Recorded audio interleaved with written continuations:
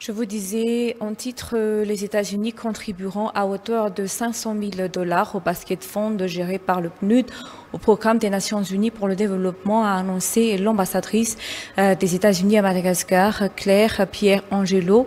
Et cette aide financière facilitera la participation de chacun au processus électoral et constitue un soutien de la Commission électorale nationale indépendante dans l'organisation du scrutin, a-t-elle poursuivi. D'autre part, le président de la CENI a précisé que Madagascar était prête pour la tenue d'élections transparentes et que le Basket Fund n'est pas destiné à couvrir entièrement toutes les dépenses liées à l'organisation de l'élection car il n'est qu'un appui. Explication recueillie par Elisa Herman et Marcelin Randjian Bovundi.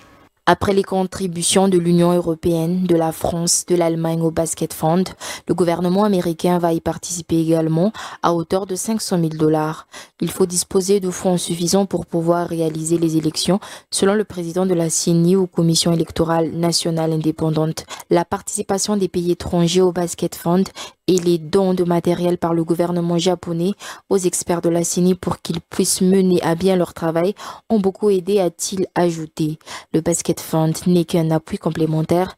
Il n'est pas destiné à couvrir tout le budget nécessaire à l'élection, selon les explications. Le Basket Fund ne couvre pas la totalité des besoins financiers opérationnels et c'est pour cela qu'on a vu d'autres partenaires qui ont fait des contributions directes à la CENI, comme par exemple le Japon qui a contribué à des véhicules et des motos. Les États-Unis étendent également leur soutien à l'éducation et à la sensibilisation électorale à Madagascar pour aider la CENI à accroître la participation des électeurs lors des élections.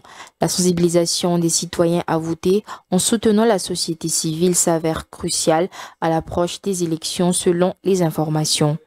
En coopération avec son congrès, les États-Unis prévoient d'apporter un soutien financier d'une valeur de 400 000 $ à la société civile malagasy pour que ses membres puissent mener des activités d'éducation civique en faveur des citoyens.